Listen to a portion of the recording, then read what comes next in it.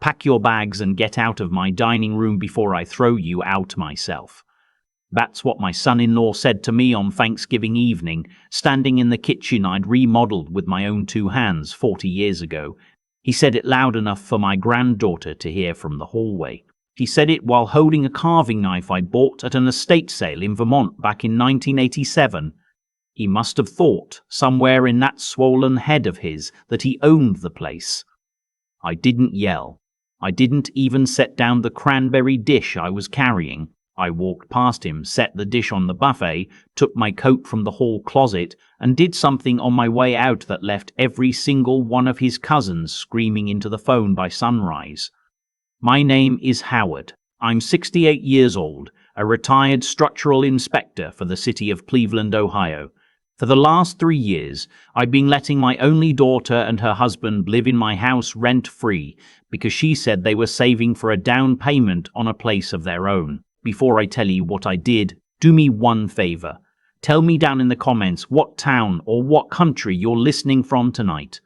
If you've ever raised a child who turned around and treated you like furniture, hit that subscribe button. This story is for you. The turkey had come out perfect that year.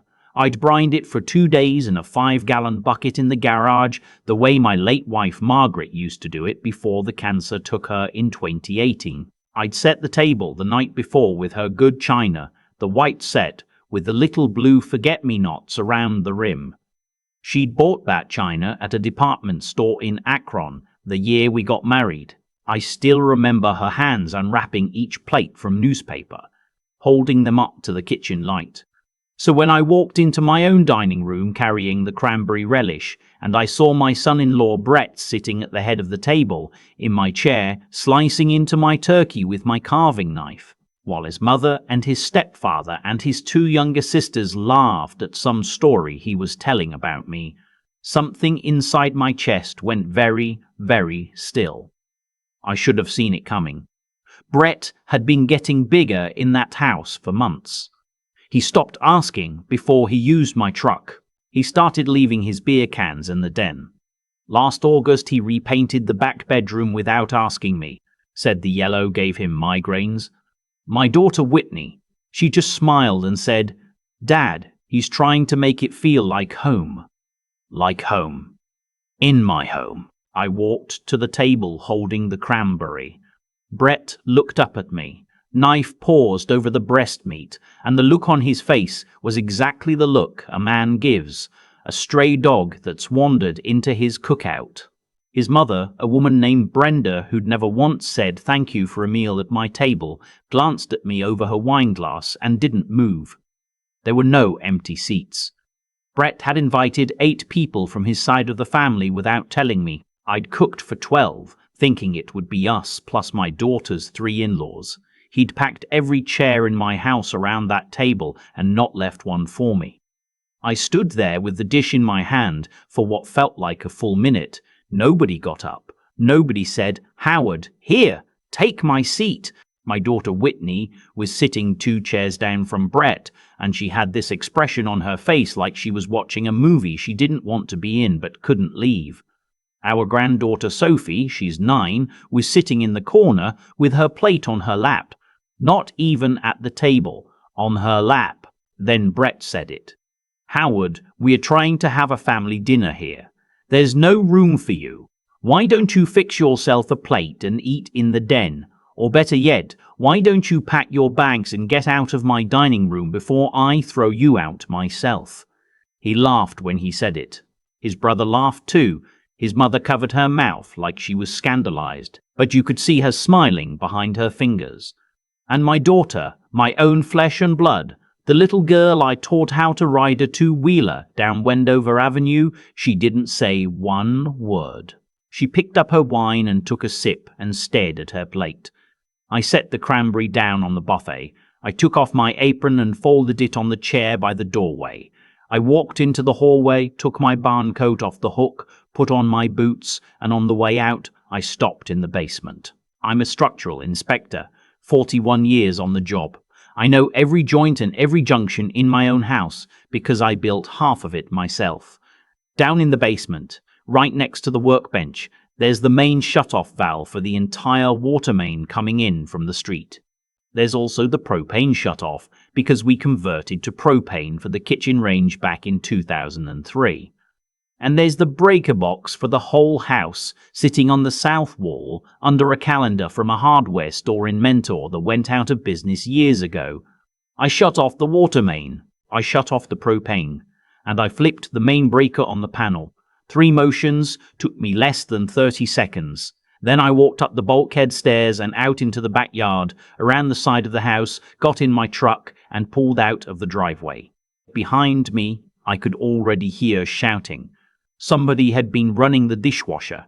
Somebody else had been about to light the candles. The furnace had been kicking on, and every electric burner on Margaret's old range had been holding pots of gravy and green beans warm. I drove. I didn't know where. I just drove west on Route 6 until I saw a Bob Evans with the lights on and pulled into the lot. The hostess sat me at a two-top by the window and I ordered coffee and looked at my hands on the table. They weren't shaking. That was the strange part. I just walked out of my own Thanksgiving dinner and my hands weren't shaking at all. I pulled my phone out to check the time and I figured while I was at it, I'd look at my bank app. Margaret used to handle the money when she was alive. After she passed, I kept the same account she'd set up, the same online banking, the same passwords she'd written down in a little notebook she kept in the kitchen drawer. There were 3 accounts: the checking, the savings, and what we'd always called Sophie's account, even though it was officially in my name. That last one held the money from Margaret's life insurance. $64,000. I'd never touched a penny of it. Margaret had wanted that money to send our granddaughter to college without any debt. It was the last thing my wife asked of me before she went. I opened the app. Checking, normal. Savings, normal. I scrolled down to Sophie's account. $0 I'm not a man who panics. I sat there in that booth at Bob Evans on Route 6, looking at the screen, and I felt the same stillness I'd felt at the dining room table. I tapped on the transaction history. There was one outgoing wire, 3 days earlier, on the Monday before Thanksgiving, at 9 in the morning. $64,000 had been wired to a title company in Westlake. I'd never heard of the place. I'd never authorized any such thing. And on the Monday before Thanksgiving, I'd been at a doctor's appointment for 2 hours because Brett had insisted on driving me. Said he wanted to make sure the cardiologist explained things right. He'd drop me off at the doctor's office, and then he'd had 2 hours to himself with my phone, which I'd left in the cup holder of his Jeep, because I had to take off my coat for the EKG. The waitress came by and refilled my coffee, and I thanked her without looking up. The whole thing snapped into place in my head like a piece of rebar dropping into a slot. The Thanksgiving humiliation hadn't been spontaneous. Brett had set the whole dinner up to keep me distracted and angry over the long weekend. He figured I'd be too embarrassed and too miserable to look at my accounts until Monday at the earliest. By Monday, the money would already be cleared and gone. He'd needed those 4 days. Why he needed them, I didn't know yet. But I was going to find out. I sat in that booth until I'd drunk 3 cups of coffee and the waitress had stopped asking if I wanted to order anything. Then I drove to a Holiday Inn off the freeway and got a room for the night. I didn't sleep. I sat on the edge of the bed and called my oldest friend in the world. His name is Don Pritchard. We were in the same Boy Scout troop in 1965. He went to law school at Case Western and spent his career chasing real estate fraud cases all over Cuyahoga County. He's the meanest 70-year-old lawyer I know, and the most honest one. He picked up on the second ring, even though it was almost midnight on Thanksgiving. "Howard, what's wrong?" I told him everything. Not the way you'd tell a friend. The way you'd brief a foreman about a building that's coming down. He listened without saying a word. When I finished, he said, "Be at my office tomorrow morning at 7. Don't go back to your house. Don't call your daughter. Don't say a word to anyone." I was there at 6:45. Don's office is in a brick building in Lakewood that used to be a bank in the 1920s. He'd opened it up at 6 in the morning the day after Thanksgiving, just for me. He had a pot of coffee going and a yellow legal pad on the conference table. He told me to start at the beginning and not skip anything. When I got to the part about the wire transfer, he stopped me. He turned to his computer and started typing. He pulled up the county recorder's website and asked me for my address. I gave it to him. He typed, hit enter, and we waited.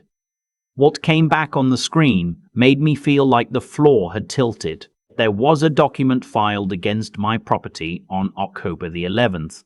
A power of attorney naming my son-in-law Brett as my agent with full authority over all my financial accounts and all my real property, notarized by a notary public out of a check-cashing place in Parma. My signature was on it, except it wasn't my signature. It was a very good forgery, but I know my own handwriting, and there were 2 places where the loop of the H was wrong. Don leaned back in his chair and rubbed his face with both hands. He said, "Howard, your son-in-law has been planning this since at least the early fall. That wire transfer wasn't the start of anything. That was the middle." He kept clicking. He pulled up the pending real estate filings under my name. And there it was. A purchase agreement dated 2 weeks ago to sell my house to a development company called Edgewater Holdings, LLC, for $612,000. Closing date, December 2nd. That was Monday, 5 days away. The signing party on my behalf was listed as Brett, acting under the power of attorney. I sat there and I looked at the screen for a long time. My house. The house Margaret and I bought in 1979 for $38,000. The house where Whitney took her first steps in the living room. The house where I'd built the back deck myself one summer when my daughter was 12 and she'd handed me nails out of a coffee can. He was going to sell it out from under me to a developer. They'd tear it down. There were 6 other lots on my street that had already gone the same way. New construction 4-story townhouses, the kind that go for $500,000 each. Don asked me a question. What was the wire transfer for? The $64,000. That's not a down payment on anything I can see here. He went back to the title company, started cross-referencing. After about 10 minutes, he pulled up a luxury condo listing in downtown Cleveland, riverfront, top floor, asking price $840,000. There was an earnest money deposit on file, $64,000, received the Monday before Thanksgiving. From Brett. Brett wasn't selling my house to upgrade his family's life. Brett was using my house and my wife's life insurance to buy himself a condo downtown. The deal closed the same day, December 2nd. The money from selling my house would cover the rest of the condo purchase, and he'd walk into a paid-off luxury unit. The math worked out almost perfectly. He planned it that way. Don looked at me across the conference table. "Howard, we go to the police right now. We have him arrested before lunch. He never closes either deal." I shook my head. I told him no. He looked at me like I'd lost my mind. I explained it to him slow, the way I'd explain a load calculation to a young inspector. If we went to the police now, Brett would lawyer up, claim it was a family misunderstanding, say I'd given him the power of attorney and forgotten about it. My daughter would back him up. She'd say I was getting forgetful, that I shouldn't be living alone. The county prosecutor would offer a plea deal. Brett would get probation. He'd still be married to my daughter. He'd still be in my house. And next year, he'd try it again, smarter. I didn't want him to get probation. I wanted him in federal prison. And I told Dom, if Brett wires that house money across state lines on December 2nd using a forged power of attorney, that's federal wire fraud. The FBI doesn't do probation. Don sat there for a minute. Then he reached for the yellow legal pad. All right. Then we revoke the power of attorney quietly. We file it with the state, but we don't notify him. We let him walk into that closing thinking he still has authority. The minute he signs and the money moves, he's committed a federal felony and he doesn't even know it. We drafted the revocation that morning. Don filed it electronically with the Ohio Secretary of State by 9:30. By 10, the forged power of attorney was legally dead. Brett wouldn't know. The closing company wouldn't know. Brett would walk in on Monday morning thinking he was a king, and he'd walk out into handcuffs. Now I had to go home and pretend. I drove back to my house around lunchtime. The driveway was full of cars from Brett's family. They hadn't left. They'd spent Thanksgiving night at a hotel, apparently, and come back the next morning to keep eating. I walked in the back door, and the kitchen smelled like reheated stuffing. Brett was waiting for me in the hallway. He'd been drinking. He stepped right up to my face, close enough I could smell the bourbon. He told me what I'd done with the breakers, and the water was childish. He told me his mother had nearly slipped in the dark and broken her hip, and they were thinking about suing me. Then he leaned in and whispered something I'll never forget. He said his cousin worked at a memory care facility in Strongsville. He said he'd been talking to a doctor friend about getting me evaluated. He said if I ever pulled a stunt like that again, he'd have me declared incompetent by Christmas, and I'd be in a locked unit by New Year's. He said it with a smile, like he was telling me the weather. I looked at him. I made my face go slack, a little confused, a little scared. I let my eyes water. I nodded. I said, "Brett, I'm sorry. I don't know what came over me. I do better." He smiled wider and patted my shoulder hard enough that it stung. He told me to go upstairs and start packing my things because they decided I needed to move to a smaller place, maybe an apartment, somewhere I could be looked after. He said Whitney had already toured a senior living place in Mentor.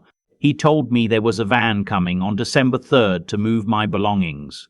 December 3rd, the day after the house closing. He'd planned the eviction down to the hour. I went upstairs. I sat on the edge of my bed and I waited until I heard him go back down to the kitchen. Then I went out into the upstairs hallway and looked. The hall closet, the linen closet, my office, all of it had been touched. Boxes, dozens of boxes half filled with my things, my books, Margaret's photo albums, Sophie's old finger paintings from kindergarten that I'd kept in a folder. He'd already started clearing me out. He'd been doing it while I was at the doctor's appointment, while I was at the hardware store, while I'd been sleeping. I heard footsteps. Whitney came up the stairs and stood in the hallway watching me. Her eyes were red. She'd been crying. She came over and put her hand on my arm and she whispered, "Dad, please, just go along with it for a little while. Brett is under a lot of pressure. His business deal is going to make us so much money. We can take care of you better once it closes. Please don't fight him on this." I looked at my daughter. I looked at the girl I'd taught to swim at Edgewater Park when she was 4. The girl whose wedding I'd paid for in 2014. The girl I'd given a down payment to when she and Brett bought their first house, the one they lost when Brett's previous business went under, which was why they were living with me in the first place. She knew. Maybe not all of it. Maybe she didn't know about the forged signature, but she knew there was a deal. She knew her husband was about to make a lot of money and that I was supposed to be moved out of my own home for it to happen. She looked at memory care brochures. She'd let her husband threaten her father with a locked ward, and she'd come up the stairs to ask me to be quiet about it. I patted her hand. I told her I understood. I told her I'd be good. She hugged me and went back downstairs. I called Don from the bathroom with the fan on. I told him about the boxes and about Whitney. He was quiet for a long time. Then he asked me something. He asked me if I was sure my daughter didn't know about the forgery. I told him I didn't know. He said, "We need to find out. Because if she knew, she's part of it. And if she's part of it, you need to know that before Monday." He gave me the name of a private investigator. a retired Cleveland police officer named Joe Bukowski. I called Joe from a payphone outside a gas station on Detroit Avenue, the kind of payphone you don't see anymore, but Joe insisted on. I gave him Brett's name and the address of the condo building downtown. I told him I needed to know who Brett spent time with when he wasn't at my house. I told him I needed to know everything by Sunday night. For the next 2 days, I played dead. I packed boxes the way Brett wanted me to. I let him talk down to me at meals. I let his mother make comments about my cooking. I let his sisters wander through my house picking up Margaret's things and asking how much I'd be willing to part with them for. I smiled. I nodded. I shuffled. I went to bed early. Sunday night, Joe called me back. He asked me to meet him at a diner in Rocky River. I drove out there after telling Whitney I was going to a friend's house to watch the Browns game. Joe slid a folder across the booth. I opened it. Brett wasn't planning to bring my daughter to that condo. Brett had been seeing a woman for the last 14 months, a real estate agent named Kristin, 28 years old, who worked at the firm that had brokered the condo deal. There were photos of them having dinner at restaurants in the warehouse district, photos of them at a wine bar in Tremont, photos of them coming out of an obstetrician's office in Westlake on a Tuesday afternoon 2 weeks ago, his arm around her waist. She was pregnant. Joe had confirmed it with a source. About 4 months along. Brett wasn't building a future for my daughter and my granddaughter. Brett was building an escape pod. The condo, the money, the woman, the baby. Whitney and Sophie were the things he was leaving behind. He was going to take the proceeds from selling my house and start over downtown with a younger woman who was already carrying his second child. My daughter, who'd begged me upstairs to keep quiet so her husband could finish his big deal, didn't have a clue.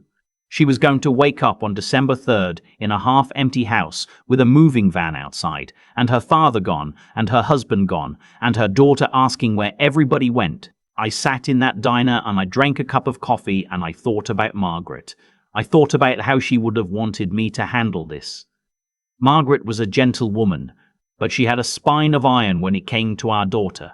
She would not have let this stand. I paid for the coffee and I went home and I went to bed and I slept the deepest sleep I'd had in years.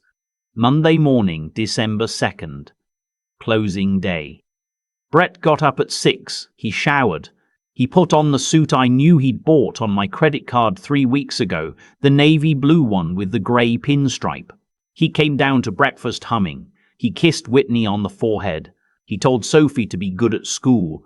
He told me to have those last boxes by the front door by 5. He grabbed his briefcase and he drove off to the title company in Westlake to sign my house away. The minute his Jeep cleared the corner, I called Dom.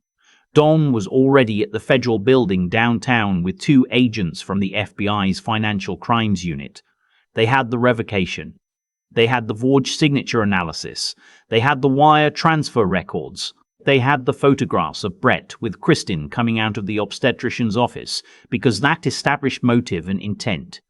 They were ready. At 10:45 that morning, Brett sat at a conference table at Edgewater Title in Westlake and signed his name to a deed transferring my house to a development company. The proceeds were wired immediately at his instruction to an escrow account that would close out the purchase of the downtown condo by the end of the business day.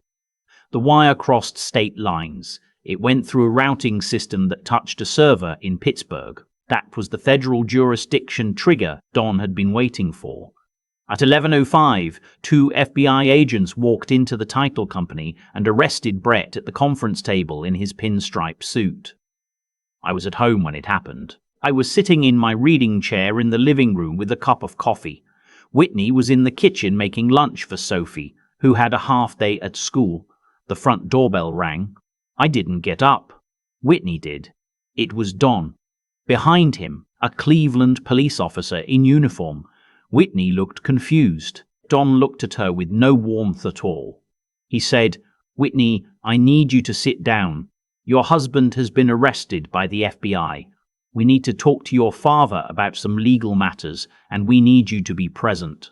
Whitney's face went the color of old paper. She walked into the living room and sat on the couch across from me. Sophie came in from the kitchen holding half a sandwich, and Don, bless him, knelt down and told her in the kindest voice I'd ever heard him use that her grandpa was okay and she should go up to her room and play with her dolls for a little while. When Sophie was gone, I took the manila folder Joe had given me out of the drawer in the end table. I set it on the coffee table between Whitney and me. I opened it. I turned it so the photographs faced her. She didn't understand at first. She looked at the picture of Brett with his arm around the young woman outside the obstetrician's office. She looked at me. She said, "Dad, who is this? Who is this woman?" I told her. I told her everything Joe had found. I told her everything Joe had found. I told her about the condo. I told her about the baby. I told her about the wire transfer of her mother's life insurance. I told her about the forged power of attorney. I told her about the house being sold to a developer. I told her what Brett had said to me in the hallway about the memory care unit in Strongsville. She didn't cry at first. She just stared at the photographs. Her hand moved across them, picking each one up, looking at it, setting it down. When she got to the one of Brett kissing the young woman outside a restaurant, her whole body started to shake. She slid off the couch and onto the floor. She put her face in the carpet. She didn't cry the way people cry in movies. She made a sound I'd never heard a person make before, a low, hollow sound that came up out of her stomach. I'd heard it once from a man on a construction site in 1989 when his brother fell from a scaffolding and didn't get up. I let her make that sound. I didn't move from my chair. After a few minutes, when she could breathe again, I told her what was going to happen next. I told her that Brett was going to federal prison, probably for 10 to 15 years. I told her the house was mine. The wire transfer had been intercepted, the condo deal was unwinding, and Edgewater Title was unwinding, and Edgewater Title was already aware the deed transfer was being voided. The $64,000 would be returned to me by the end of the week. Then I told her about her. I told her she had 30 days to find another place to live. Her and Sophie. I told her Sophie could stay with me any time, that I would never keep my granddaughter from her grandfather's house. But Whitney could not stay, not after what she'd been willing to let happen.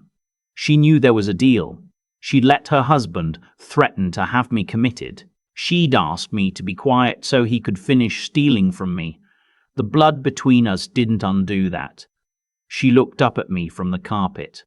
Her face was wet and her hair was stuck to it. She said, "Dad, please." I shook my head. I told her one more thing. I told her about Margaret's life insurance money. The $64,000. I told her Don had already drawn up the paperwork that morning to put it in a trust for Sophie. Locked. Untouchable until Sophie turned 25. Whitney would never have access to it. Not as a parent, not as a guardian, not for any reason. If Sophie wanted to use it for college, for a first house, for whatever, it would be there. But Whitney was never going to touch a penny of her mother's money. Margaret had wanted that money to protect her granddaughter, and after this Thanksgiving, I understood why she'd been so specific about it. Whitney sat on the carpet for a long time. Eventually, she got up and went upstairs to her room and closed the door. She moved out on January 2nd. She found a one-bedroom apartment in Lakewood. Sophie stays with me on weekends and one night a week. She's 9 and she doesn't fully understand what happened, but she knows her grandpa's house is a safe place. That's enough for now. Brett pled guilty in March. The federal judge gave him 11 years. His girlfriend, Kristen, had her baby in May. She filed for child support. Last I heard, she'd moved back in with her parents in Toledo. The condo went back on the market. It's now late summer. I'm sitting at my dining room table writing this down because Sophie's pediatrician suggested I keep a journal of things I want to tell her when she's older. I've been sitting in my own chair at the head of the table I bought at a furniture store in Mentor in 1981. The cranberry stain Brett's nephew put on the runner that Thanksgiving night is still there, faintly, even after 2 washings. I'm thinking about replacing the runner, but I haven't yet. Some days I think the stain ought to stay, as a reminder. The lesson I've learned, the one I'd want any parent or grandparent listening to this to hear, is that love doesn't mean you owe anyone the right to walk over you. I spent 3 years telling myself that letting Brett and Whitney live in my house rent-free was the loving thing to do, the patient thing, the fatherly thing. I told myself their disrespect was just stress. I told myself my daughter's silence at that Thanksgiving table was just shock. I made excuses for both of them for a long time because I thought that's what good fathers did. It isn't. A good father protects his family. Sometimes the person he has to protect his family from is another member of the family. And sometimes the only way to do that is to stop being quiet, stop being convenient, and start being the man your wife married. The man who built the deck himself one summer with his daughter handing him nails out of a coffee can. If you've stayed with me this long, I want you to know I'm doing all right. The house is quiet. Sophie is upstairs in the back bedroom right now, the one Brett painted that I haven't repainted yet, doing her summer reading. I made grilled cheese for lunch. Margaret's china is back in the cabinet where it belongs. If this story meant something to you, hit that like button and share it with someone who needs to hear it. And in the comments, tell me one thing. If you had been in my chair at that Thanksgiving table, would you have walked out the way I did? Or would you have stayed and fought right there? I want to know.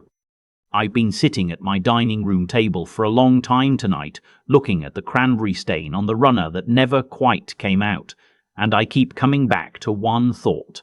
Every single thing that happened to my family that Thanksgiving was the harvest of seeds somebody had been planting for years. Brett didn't wake up one morning a thief. He became one slowly, in a house where nobody ever pushed back on him.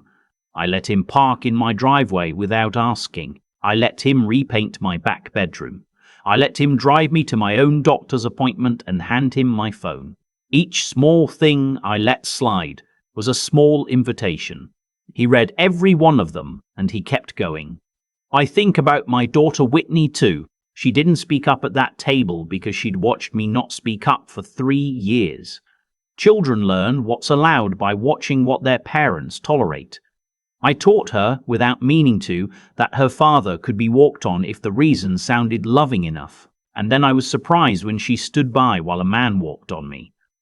That's on her, but a piece of it is on me, and I wouldn't pretend otherwise. A man my age ought to be honest about the part he played. What saved me wasn't anger. Anger would have had me throwing punches in my own kitchen and ending up in a county lockup while Brett walked off with the money. What saved me was the stillness I felt when I set that cranberry dish down on the buffet. In that stillness I could think. I could see the staircase of moves I needed to make. The breakers, the lawyer, the revocation, the silence at the table for 4 more days while I gathered what I needed. Try to shah, if I can borrow a word, isn't being the loudest man in the room. It's knowing which move comes next and having the patience to wait for the right minute to make it. And I had to find a different kind of strength than the kind I used at 68 to mean lifting things. I had to be strong enough to look at my own daughter on the carpet of my living room sobbing and tell her she had 30 days. That cost me something I'll never get back. But love that lets itself be used is not love. It's a habit. And habits, in the end, don't protect anybody. If you take one thing from what happened in my house, take this. Be kind, be generous, open your door to the people you love. But the day they start treating your kindness like a weakness, you owe it to yourself and to the next generation to draw a line and hold it. Sophie is upstairs right now. She'll come down for breakfast tomorrow and sit at this table. I want her to grow up knowing her grandfather was a man who could be patient and could also be firm, and who never confused the two. That's the only inheritance worth leaving behind.